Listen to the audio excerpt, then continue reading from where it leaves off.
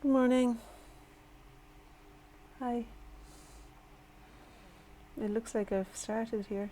I was gonna use my right hand and just do a kind of involved drawing, and instead I've decided to use my left hand now, so I'm kind of taking my time with it, and it'll be a less precise thing, or maybe more precise depending on how you look at it. If I slow down, sometimes I kind of capture what's important, I think. Let's see. So I'm just using pencil and looking at myself here.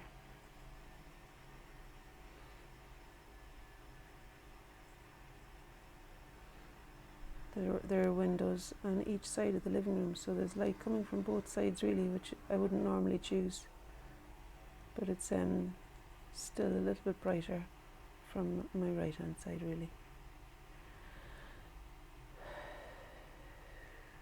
Just gonna find the measurements between nose here, and as I come over to the corner of the eyebrow, noticing the distance, and then seeing the relationship between the upper eyelid line to the eyebrow, and as well to the to the shape of the skin between the eyebrow and the eye. And I'm also checking it out too in relation to the nose, you know.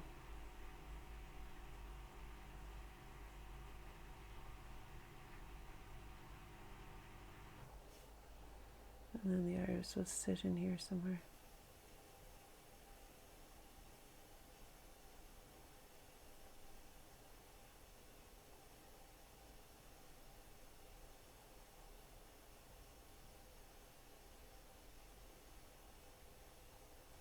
And then there's the little ledge of light between the iris and the eyelash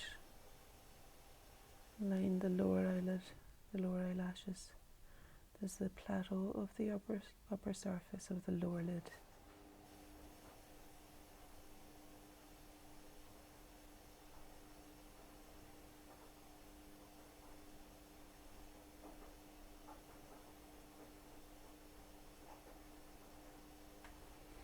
I was thinking to myself, you know, even once a week it'd be good to go to take myself along to a life drawing class or something.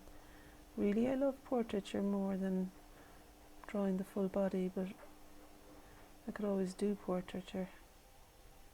I could do some short poses at a life drawing class. I just feel like it's important to connect with other people, not only through teaching myself, but also through attending things. So I'm going to see. I've a couple of times made a kind of a half-hearted attempt to find out what's on.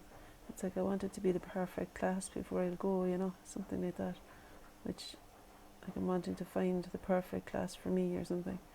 But really, we can accommodate, can't we? We can compromise. Excuse me. Okay.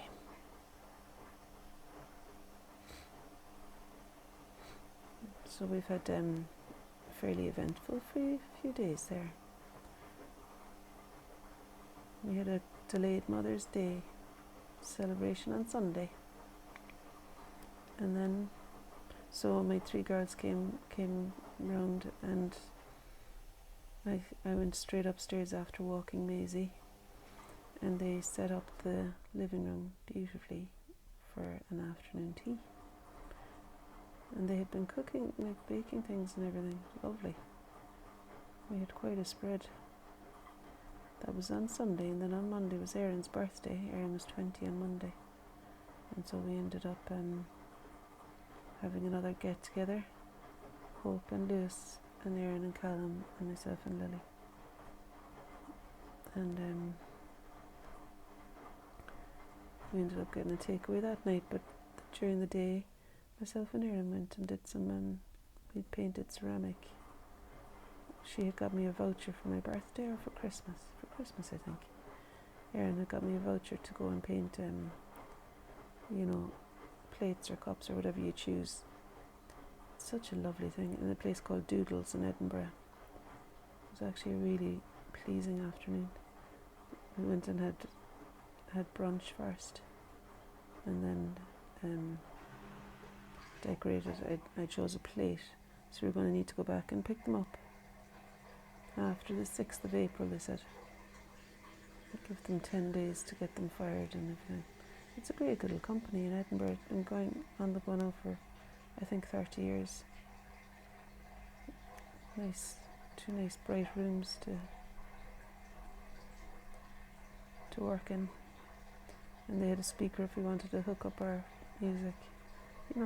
They think of everything. It's lovely. It was really nice just kind of pottering away, me and Erin. She did a little plate and I did a bigger one. So it's good. I felt like I could do 4 or 5 things. Like I was thinking of different ideas for drawing and painting on these plates or jugs. Different ideas for drawing, patterns on the jugs. Maybe some of them, I thought I could maybe do an actual drawing of flowers or something. Whereas what I did yesterday was just loads and loads of dots, like having a circle in the middle that was yellow, and then I felt like I wanted to do something like the radiating sun out of the middle. I think I've brought this eye too close in. Usually I don't bother with a rubber, but I'm kind of feeling like it'd be handy here now for a few things to retrieve the light on the tip of the nose there and that bit, and also to move the eye that I'm moving just now out the way a bit. But now, like I was just saying, I can compromise a bit and just try and place it where I think it needs to be now, rather than have to rub it out. Just a bit of shape shifting, course correcting, that's what it is. That's really what drawing is, isn't it? It's course correcting. And trying to keep your head in the same place is helpful too.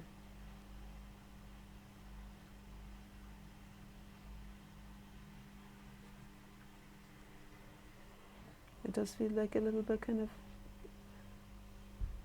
of restricted, I suppose, the movement with my left hand. Slightly awkward, but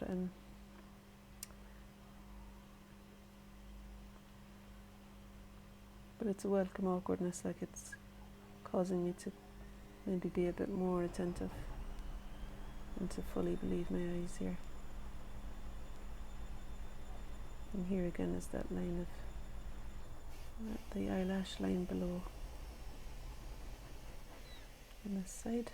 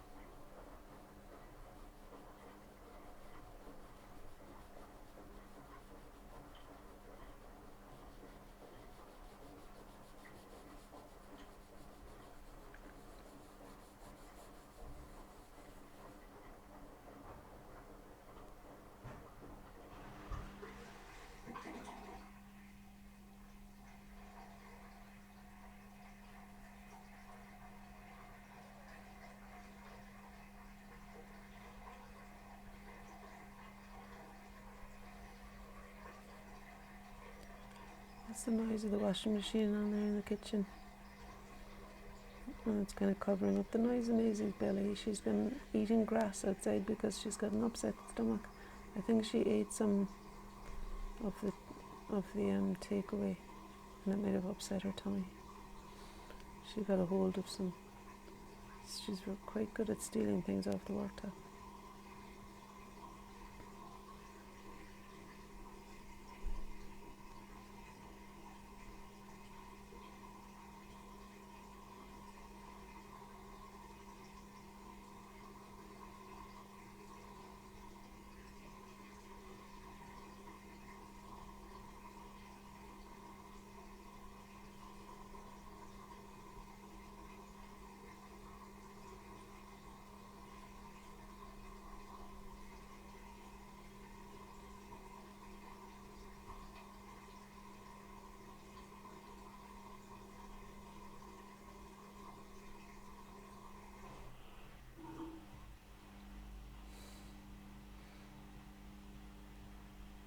I'm laughing at the severity of my face when I'm still.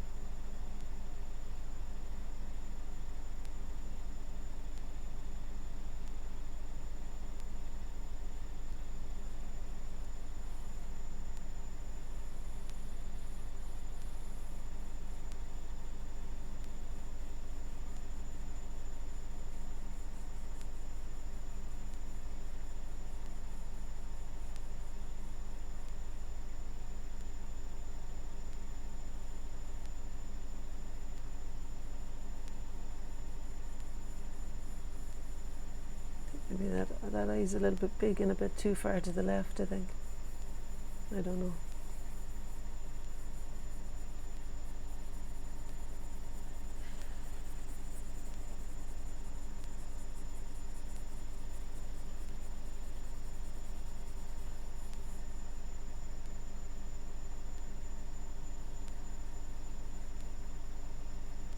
I could probably do with a darker pencil. Let's see if this one works.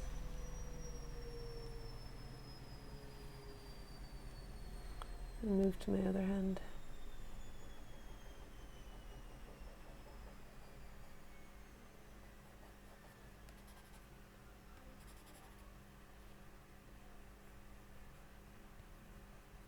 I don't think this one is darker.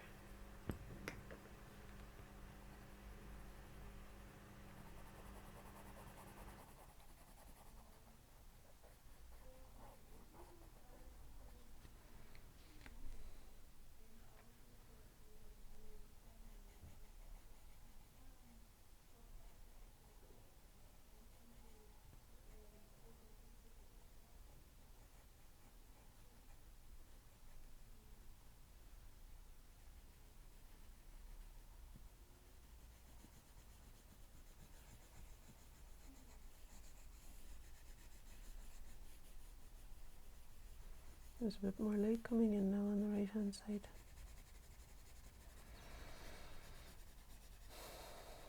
I wake up every day and I don't really know what exactly I'm going to be doing, and it's been such a kind of a time of activity really with all the celebrations that and it's been lovely.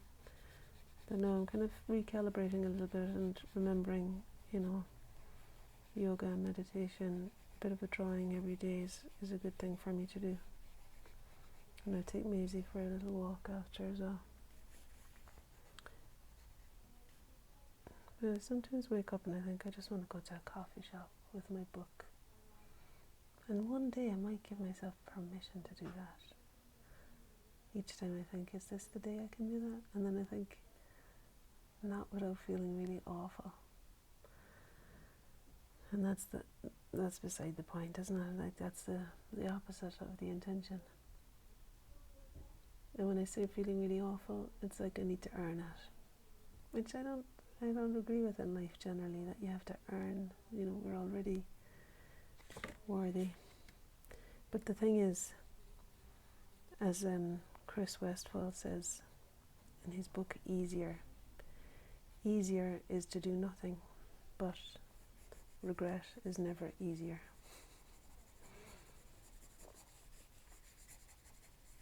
Mind you, he does say to, when you don't know what to do next, just treat it like a Sunday afternoon, a lazy Sunday afternoon. Do whatever it is that you want, I suppose. Or whatever you would do in a lazy Sunday afternoon.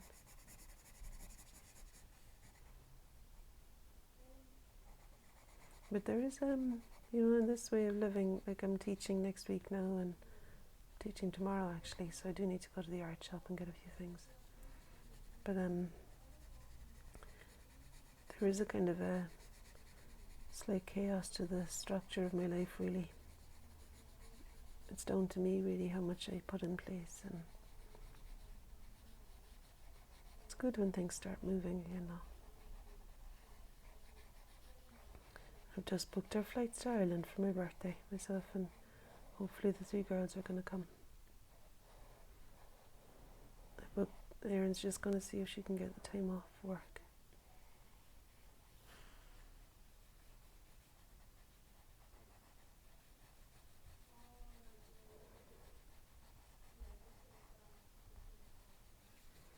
So that'll be nice to go over to Ireland again.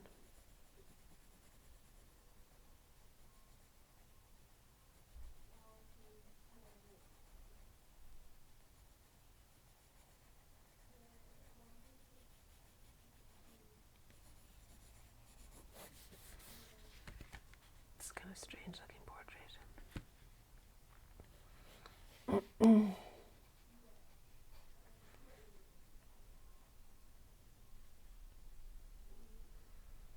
The girls were saying at the weekend that I've just got this one look. They were making fun of my expressions. and how I've got this like scared expression often,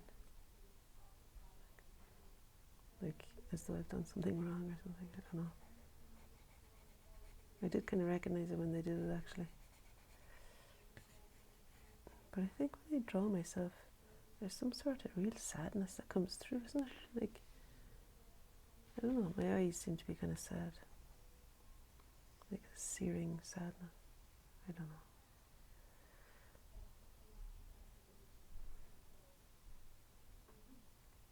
It's the anatomy of them that I'm looking at now, and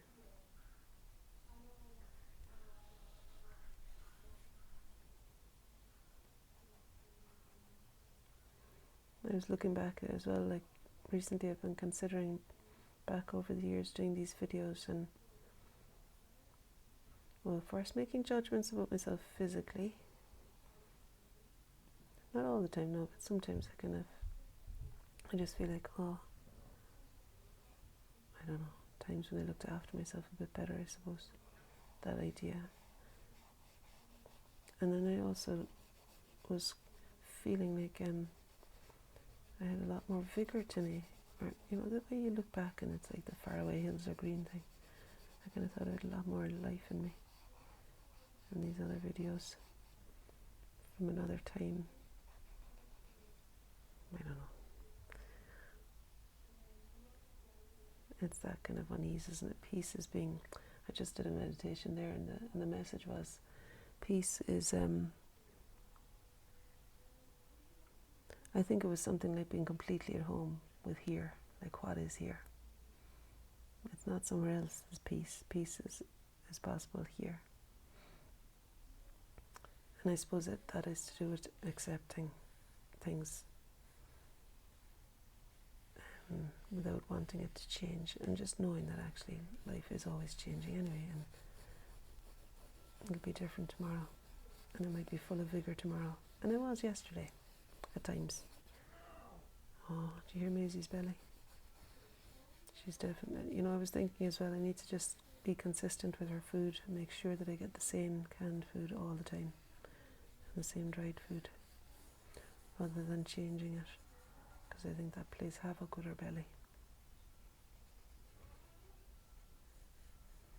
So I think it means getting bulk, buying in bulk, which would save a lot of effort as well on our part.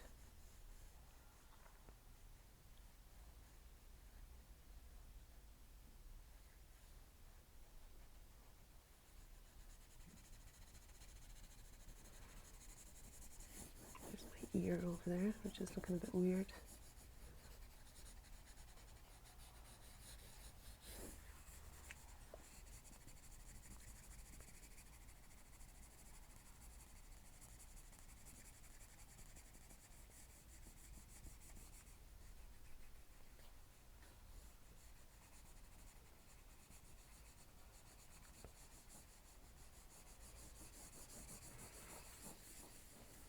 Anyway, so by the next time I've spoken to you, maybe I'll have set myself up to do some sort of class in Edinburgh. Just a drop in or something. There's one on a Wednesday night, of course, that Damien runs, which is, it's a portrait class. That's great. And my daughter often models there.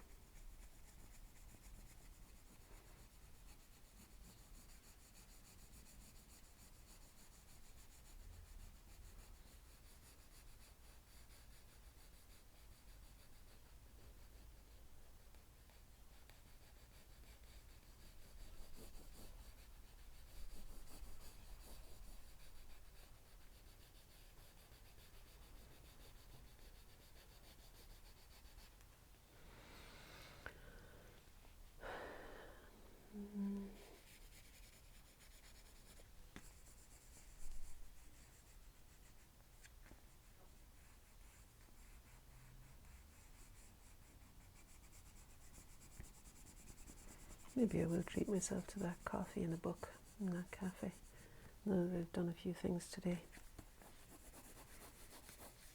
Like if it was any of you and you were saying, oh, I'd really like a bit of time out, I would say, go on, for goodness sake. Life is too short to be denying yourself.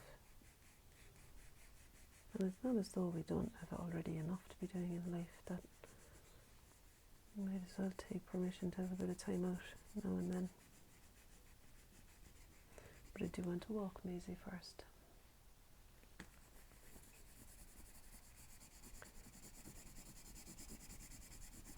And there's a whole series of judgments that comes in about that too. I feel like I should go to a coffee shop or a cafe that's like an independent one, and actually sometimes I want to go somewhere really anonymous that's like a franchise, and so there's all these moral judgments come into play every time. Every decision we make has got loaded stuff in it now, doesn't it, really? We kind of have to sometimes just not overthink it and just, get on best we can with living.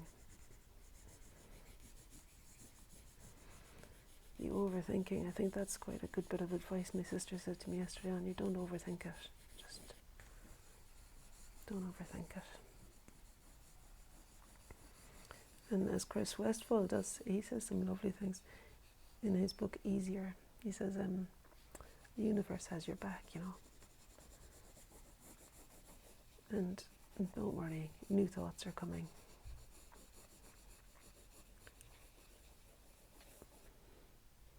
A whole load of things like that. And what else?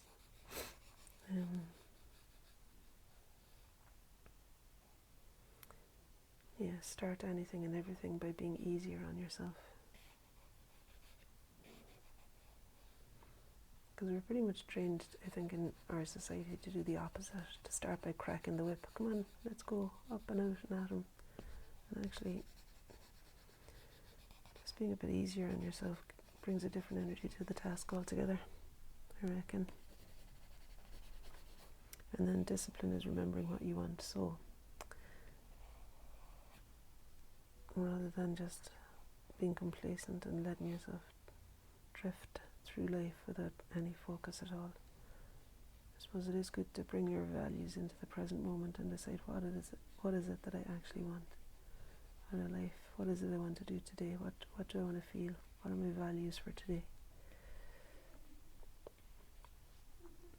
And very often one of my values is connection with myself, connection with others.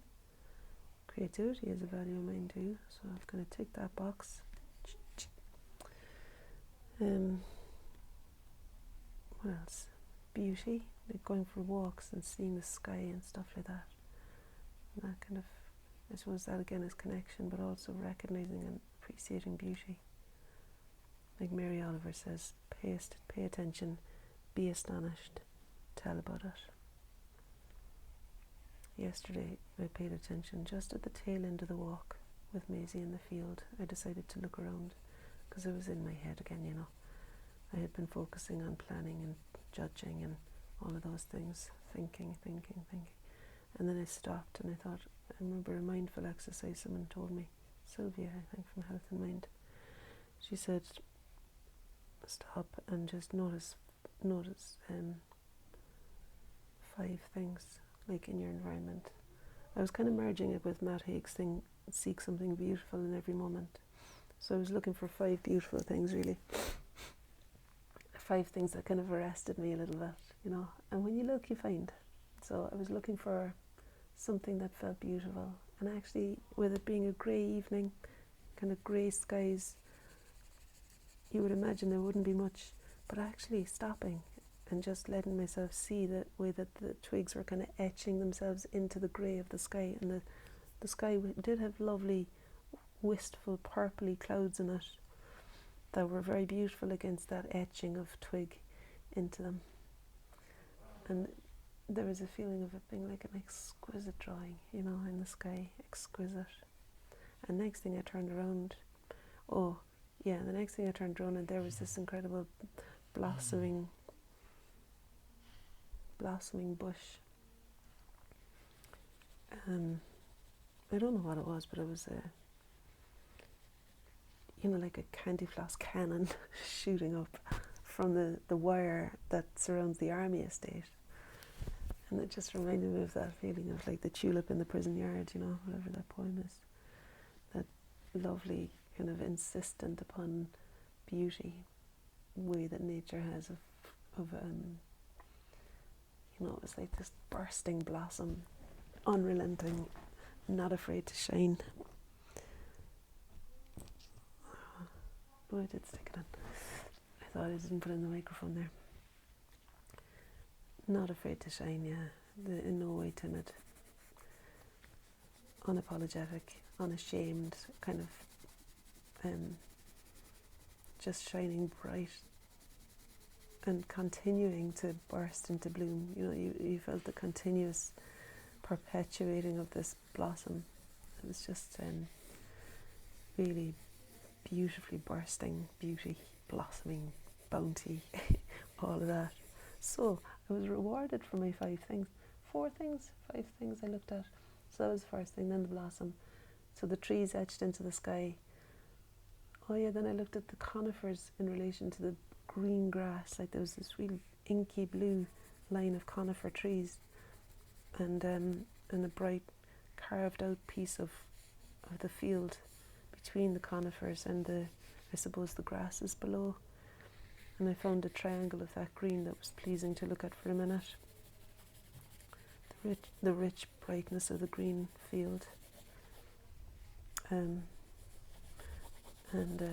that was another beautiful thing. And then after the blossom, then I looked at the haze of scree and kind of like rose gold, white gold of the dried grasses, and there's like a tangle of them down at the bottom, and then they're shooting up. These really tall, again etched into the maroon coloured trees behind, was this like gold, white gold, warm, pinky, hazy quality to the grasses, and they were all standing to attention, like, but all slightly different. Like you could imagine creating them with the edge of something sharp, printing on or etching out. But it was more the that I was trying to find words. There was something like exuberant or in how attention, like standing to attention, all of them. A little line like a guard of honour, and the filigree. It felt like gold filigree edging, like you might find on a Rembrandt painting or something, which looked exquisite and detailed. And when you got up close, it was a tangle of every brush stroke imaginable. It was like just like his lacy collars, how you think they're really intricately placed with a small brush, finely done. But when you come up close, it's just like a blur of paint. Amazing. And it feels like that was a little bit like what I was noticing with the grass. It was like a blur of something, but exquisite at the same time. And a bit like, I suppose, what Francis Bacon says, order and chaos. He says, I want to have order in my work, but for it to have come about through chaos. And that seems to me to be what the world was offering me there with the grass, was that it was orderly and placed beautifully in a line. And there was the kind of detritus at the bottom of each grass stalk, but really up close and even investigating more thoroughly, you can notice that there's chaos. It's all chaos. It's all kind of fizzing in chaos. And that it's only in moments that it somehow orders itself into something coherent that feels beautiful. And then there's more chaos. A lot like life, really, isn't it? Like, and every time we turn and look at things like that, I mightn't notice it at all, in which case it flies by and unnoticed, So I was glad to have had that moment of noticing yesterday. And then there's another part to that mindfulness exercise where, so you see 5 things, you hear 4 things, so you can hear even the distant. Like as soon as I opened my ears, I heard, we had the traffic was there all the time, but there was also bird song in another corner, like really sweet trills of bird song. And then what else was there?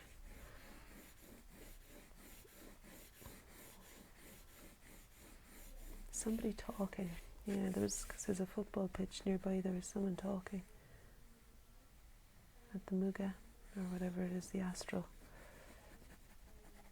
And there was another, I can't remember, but I think in the end I was kind of listening to my own breathing and to Maisie's paw prints on the ground, paw steps, footsteps. And there was some other, I can't remember exactly, but I did find myself 4 sounds. And then 3, to feel, to touch something. 3 things to touch. Or to feel, and it could be that you feel what's going on inside in your own self. Like, as soon as you kind of give attention to feeling, you can notice that there's something that wants attention somewhere in your body, but also to feel the dog's chain, Maisie's chain in my hand, to feel the grass in my other hand, to touch the ground, to feel, actually that time I had taken my shoes off, so I was feeling the ground barefoot. That's another thing that can be very helpful to me, is taking my shoes off and just even, just feeling that the earth connection.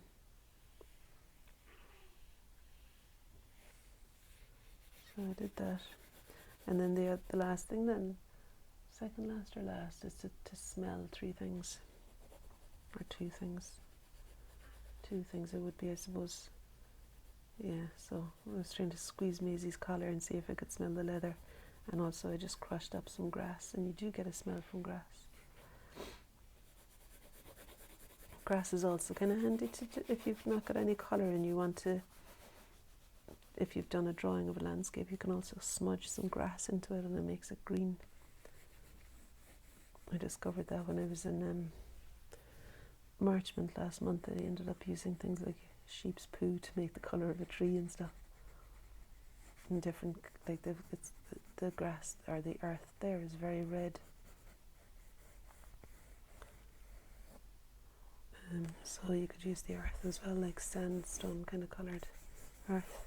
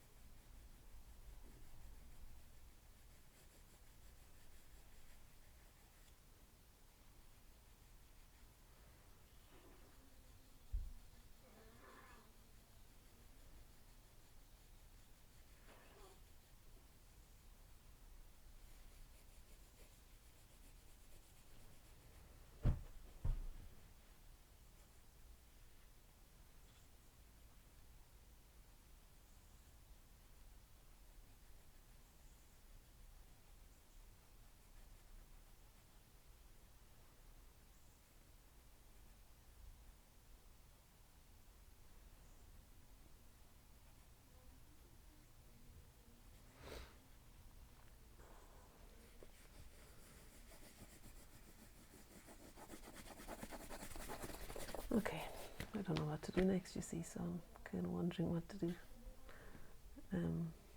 Wondering, I mean, I don't know what to do after my drawing.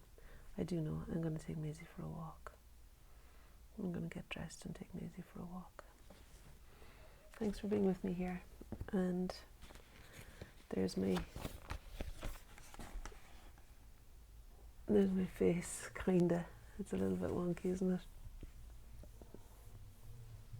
There. That's today's efforts. Looking at you. Okay.